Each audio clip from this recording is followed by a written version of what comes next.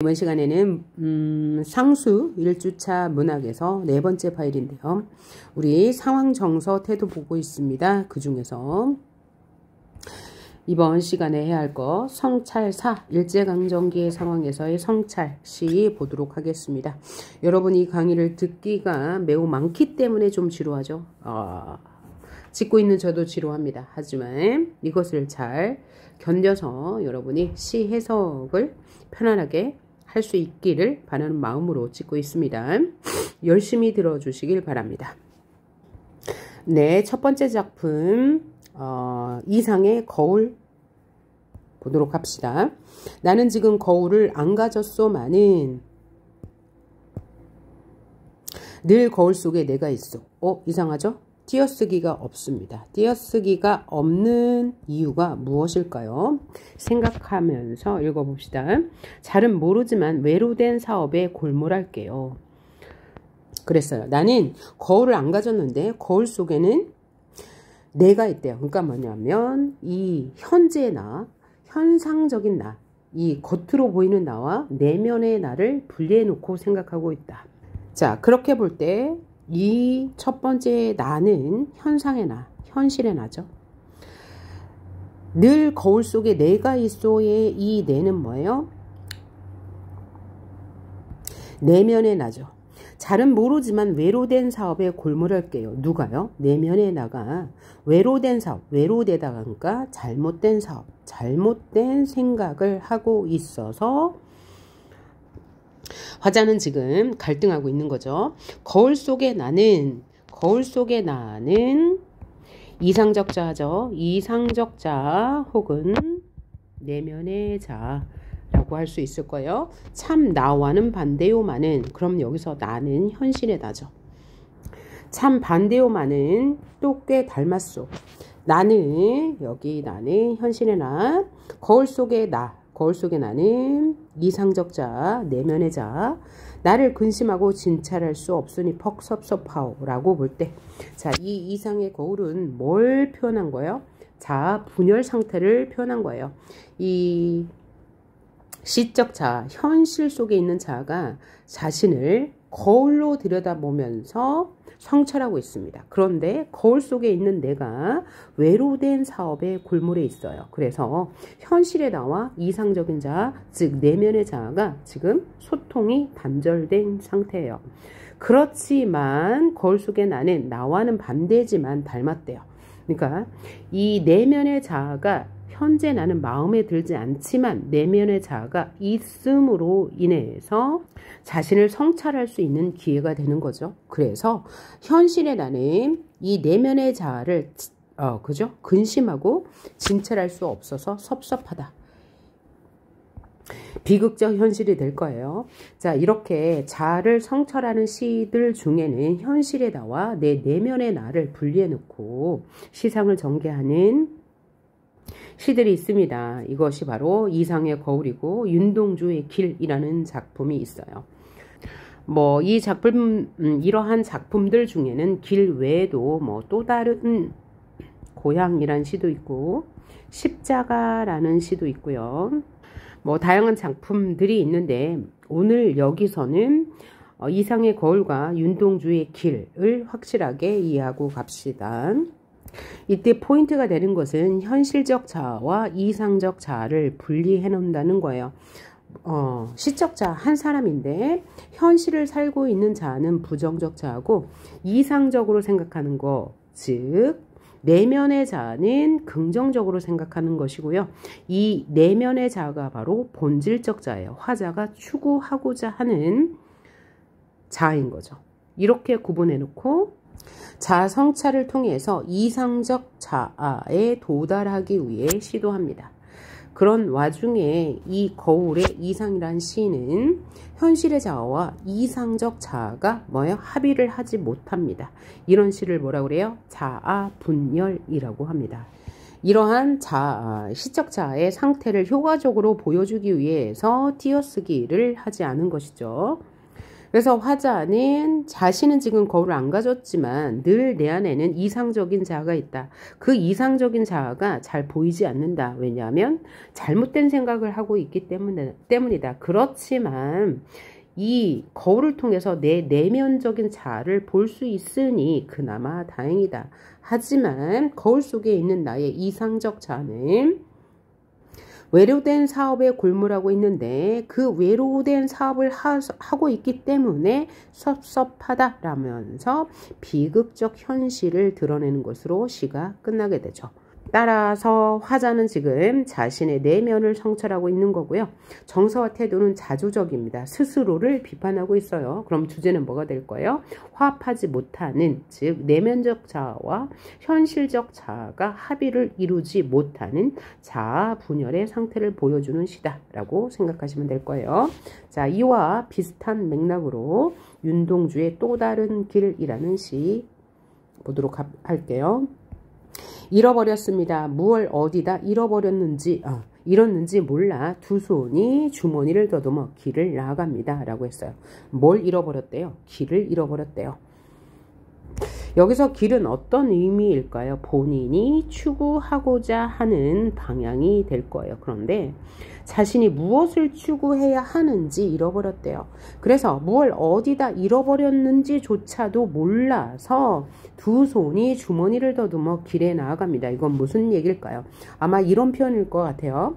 이렇게 길이 있는데 화자 자신은 지금 어디로 가야 할지 몰라요. 그래서 두 손에 주머니를 넣어서 더듬어서 길을 펼쳐 나아갑니다.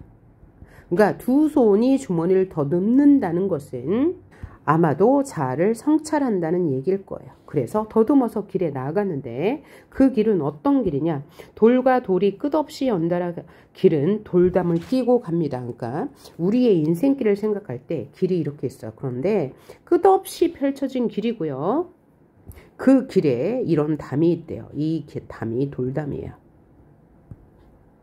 그리고 담은 쇠문을 굳게 닫아 길 위에 긴 그림자를 드리웠대요. 그러니까 이 돌담이 문이 있는데 이 중간쯤에 문이 있을 거예요. 그런데 이 문이 쇠문으로 닫혀져 있어서 그림자만 있을 뿐 길 건너편에 갈 수가 있다 없다?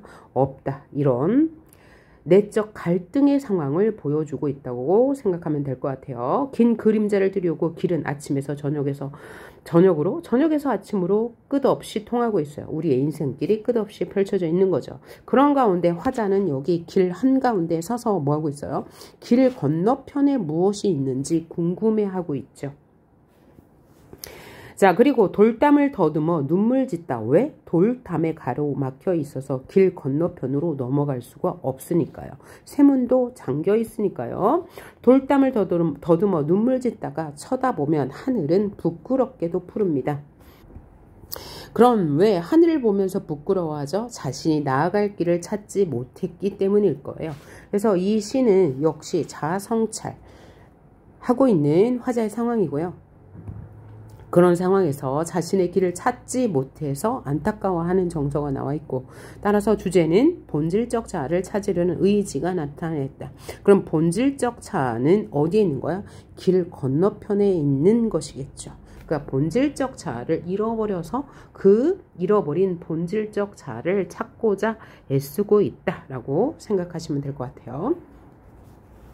자, 다음 시가 윤동주의 병원입니다. 살구나무 그늘로 얼굴을 가리고 병원 뒷뜰에 누워 젊은 여자가 흰 옷 아래로 하얀 다리를 드러내놓고 일광욕을 한다. 그러니까 화자는 지금 뭐하고 있어요? 이 젊은 여자를 관찰하고 있네요. 그래서 이 부분에서는 시적 대상이 젊은 여자인 거죠. 근데 그 젊은 여자가 병원 뒷뜰에 누워서 일광욕을 하고 있대요. 한나절이 기울도록 가슴을 앓는다는 이 여자를 찾아오는 이 나비 한 마리도 없다. 자, 그래서 이 여자는 이 병원에 있는 이유가 뭐예요? 바로 가슴 앓이 때문이죠. 가슴을 앓는다는 병 때문인데 이 여자를 찾아오는 건 나비 한 마리도 없대요. 슬프지도 않은 살구나무 가지에는 바람조차 없다. 자, 바람조차 없다고 그랬으니까 부정적 상황이 될 거고요. 나도 모를 아픔을 오래 참다. 처음으로 이곳에 왔다. 화자도 어딘가 아파서 병원에 찾아왔어요. 그러나 나의 늙은 의사는 젊은이의 병을 모른다. 여기서 젊은이는 누가 될 거예요? 나가 될 거죠. 그래서 이 젊은이는 객관화된 화자 라고 보시면 되고, 나한테는 병이 없다고 한다. 누가요? 의사가요. 그럼 의사는 제대로 진찰을 하지 못하는 부정적인 사람이 될 거고요. 이 지나친 시련, 이 지친 피로, 나는 성내서는 안 된다. 이것을 참아야 한다. 자, 그러면 윤동주 시인은 일제강점기 시니까 좀 반영론적 관점에서 생각한다면 나와 젊은 여자는 둘 다 지금 병을 앓고 있어요. 젊은 여자는 가슴앓이를 하고 있고 나는 뭐야? 지나친 피로, 지나친 시련, 뭐 이런 병을 앓고 있어요. 역시 가슴앓이로 본다면 젊은 여자와 나는 뭐야? 이 시대의 아픔을 느끼는 사람, 고뇌하는 젊은이가 될 거고요. 의사는 이 병을 모른다고 했고 또 병이 없다고 하니 의사는 기성세대, 일제강점기를 당연하게 받아들이는 기성세대로 보면 될 것 같아요. 자, 화자는 현재 자신의 삶을 성찰하면서 고뇌하고 있습니다. 자, 그리고 이러한 고뇌로부터 탈피하고자 하는 의지적 태도를 보이고요. 따라서 주제는 상황 극복에 대한 기원, 바람, 소망이 될 거예요. 그럴 때 이 시는 뭐예요? 행의 구분이 없죠. 이런 시를 뭐라고 그래요? 산문시라고 합니다. 행과 연의 구분이 없는 시, 산문시. 그러나 쉼표를 사용해서 호흡을 조절하고 있습니다. 자, 호흡을 조절한다는 것은 뭐냐면 어느 부분은 끊어 읽고 어느 부분은 좀 길게 읽자 라는 것으로 화자가 강조하고 싶은 바를 강조하는 건데 한번 볼까요? 살구나무 그늘로 얼굴을 가리고 쉼표 한번 있고요. 병원 뒤뜰에 누워 쉼표 한번 있어요. 그러니까 여기서 끊어 읽어라 라는 소리니까 호흡을 조절한다 라는 말이 이해가죠? 그리고 나서 여자, 이 젊은 여자와 나를 동일시하고 있죠. 그래서 화자의 정서를 효과적으로 드러내는 시다 라고 생각해 보시면 될 것 같습니다. 그 다음에 부제의 시 중에서 애환이 나와 있습니다. 애환이라는 것은 가난으로 인한 고통이라고 했어요. 그래서 가난을 슬퍼한다 라고 할 때 삶의 애환이 있다 라고 하는데요. 한번 볼까요?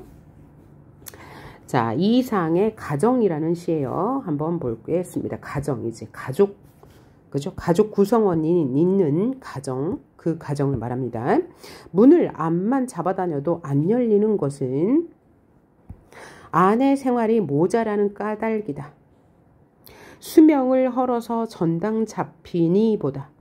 나는 그냥 문고리에서 쇠사슬 늘어지듯 메어 달렸다. 문을 열려고 안 열리는 문을 열려고. 자, 화자는 지금 집 안에 들어가려고 문을 아무리 잡아다녀도 집 안에 문이 안 열려요. 그래서 그 이유가 뭐냐? 아내 생활이 모자라는 까닭이다. 아내 생활이 모자라다. 이것은 뭐냐면 가정에 있는 사람과 뭐하다? 소통이 단절되어 있다 라고 해석할 수 있어요. 화자는 지금 가장인데요. 집 안으로 들어가려고 아무리 애를 써도, 즉 집 안에 있는 사람들과 소통을 하려고 해도 소통이 잘 되지 않는 상황에 있고요. 수명을 헐어서 전당 잡히나 보다. 이건 뭐예요? 나의 수명이 지금 줄고 있나 보다. 이것은 뭐냐면 화자가 가장으로서 느끼는 책임감이에요. 책임감. 내가 이렇게 가장으로서 경제적으로 책임을 지지 못해서 우리 집안이 이런가 보다. 나는 그냥 문고리에 쇠사슬 늘어지듯 매달렸다. 이것은 뒤에 나오는 문을 열려고 안 열리는 문을 열려고. 그러니까 나는 어떻게든 가족들과 소통하기 위해서 뭐하고 있다? 의지적으로 애쓰고 있다라고 생각하시면 되겠어요. 아까 이상의 거울이라는 시도 뭐였어요? 띄어쓰기를 하지 않았죠. 자, 이상의 거울에서는 띄어쓰기를 하지 않은 이유가 분열된 자아의 모습을 확실하게 효과적으로 보여주기 위해서라면 이번에도 역시 이상이란 그죠? 시인은 가정이라는 시에서 뭐요? 띄어쓰기를 하지 않았습니다. 이번에는 이 답답한 화자의 마음을 효과적으로 드러내기 위해서 띄어쓰기를 하지 않았고요. 그 다음에 문을 잡아다녀도 안 열리는데 그 이유는 생활이 모자라기 때문이야. 수명이 헐어서 전당 잡혔기 때문이야. 나는 계속 문고리를 잡고 있어. 안 열리는 문을 열려고 라고 자신의 생각대로 지금 시를 전개하고 있는데, 여기서 생각대로는 뭐냐면 인과관계가 없다는 얘기예요. 이런 표현법을 시에서는 뭐라고 하냐면 자동기술법이라고 합니다. 이것을 소설에서는 뭐라고 하냐면 의식의 흐름 기법이라고 해요. 자신의 생각나는 대로 인과관계 없이 원인과 결과에 따르지 않고 생각나는 대로 적는 것을 뭐라고 해요? 자동기술법. 시에서는, 소설에서는 의식의 흐름 기법이라고 하는데 이 시에는 지금 자동기술법이 사용된 거죠. 그래서 화자는 가장으로서 답답한 상황에서 현실을 극복하고자 지금 문을 열려고, 즉 가족들과 소통하려고 이 가장으로서 경제적 문제를 해결하려고 무단히 애쓰고 있는 상황입니다. 그래서 주제는 뭐예요? 가장으로서 일상적 삶을 회복하고 싶은 의지를 효과적으로 드러냈다라고 보시면 되겠습니다. 그 다음 박제삼의 추억에서는 우리가 한 적이 있을까요? 우리가 그 엄마 걱정에서 함께 한 적이 있을 거예요. 그렇죠? 한번 볼게요. 진주장터 생엄을 전에는 바다 밑이 깔리는 해 닿아진 어스름을, 그럼 뭐예요? 지금 저녁이네. 그리고 뭐예요? 진주장터네. 공간은 진주장터, 시간은 그죠? 저녁이야. 우렁매의 장사 끝에 남은 고기 몇 마리의 빛바라는 눈깔들이 속절없이 은전만큼 손에 안 닿는 한이던가. 그러니까 시적 대상은 누구예요? 우렁매예요. 자, 화자는 지금 성인이 되어서 우리 엄마가 예전에 얼마나 힘들었을까를 지금 염려하고 있는데요. 우렁매의 장사 끝에, 그러니까 우리 엄마는 지금 장사하고 있는 사람인데 남은 고기 몇 마리니까 생선 잔수예요. 생선을 팔고 있는 엄마죠. 빛바라는 눈깔들의 속절없는 은전만큼 손 안 닿는 한이었을까? 우리 엄마의 한. 그러니까 우리 엄마는 너무너무 가난해서 한이 많았을 것이다 라고 어른이 된 화자가 엄마의 자신이 어린 시절 엄마의 한을 떠올리고 있죠. 우렁매야, 우렁매. 그러니까 여기서 우렁매는 중의적 해석이 가능하다고 했어요. 울고 있는 엄마, 우리의 엄마. 그러니까 첫째는 경상도 사투리로서 우렁매고, 둘째는 울고 있는 우리 엄마. 울고 있는 우리 엄마가 얼마나 가난 때문에 한이 많았을까. 별밭은 또 그리 멀리. 여기서 별밭은 역시 중의적으로 해석이 가능한데 원래 별이라는 것은 하늘에 떠 있기 때문에 하늘에 떠 있는 별로 본다면 소망 혹은 희망이 멀다. 그래서 매우 가난하다는 것을 강조하고요. 두 번째는 우리 엄마가 장사를 끝내고 집으로 돌아오는 밤길을 별밭으로 표현한 것이라고 볼 수도 있어요. 그리 멀리 우리 온우의 머리 맞댄 골방을 통해서도 어릴 적에 매우 가난했구나라는 것 알 수 있죠. 손시리게 떨던가 반복을 통해서 어린 시절 가난했던 화자의 모습을 효과적으로 보여주고 있고요. 진주 남강 막다 해도 오명가명 신새벽이나 별빛에 보는 것을 누가요? 우리 엄마가요. 우리 엄마의 마음은 어떠했을꼬 라면서 엄마에 대한 연민의 정서를 효과적으로 보여주고 있죠. 그럼 우리 엄마는 아침에 나갔다가, 그러니까 새벽 별을 보고 나갔다가 밤별을 보고 돌아오므로 진주 난강이 그렇게 맑은데도 한 번도 보지 못했을 것이다 라는 안타까움의 정서를 효과적으로 보여주고 있고요. 그 다음에 오명가명은 뭐야? 오면서 가면서 뭔가 운율을 맞추기 위해서 이 이응을 첨가했다라고 볼 수 있겠네요. 그래서 이 시는 화자가 어린 시절 고단했던 어머니를 떠올리고 있고요. 어머니에 대한 연민, 안타까움이죠. 주제는 어머니의 한이 되겠어요. 시적 대상이 어머니이니까요. 자, 중의법을 통해서 화자가 전달하는 바를 효과적으로 전달했다라고 보시면 되고 사투리 사용 확인할 수 있고요. 자, 여기까지 이번 파일에서 마치도록 하고요. 다음 파일에서는 일제강점기의 시, 또 전쟁에 관한 시, 산업화에 관한 시 해석해 보도록 하겠습니다. 수고하셨습니다.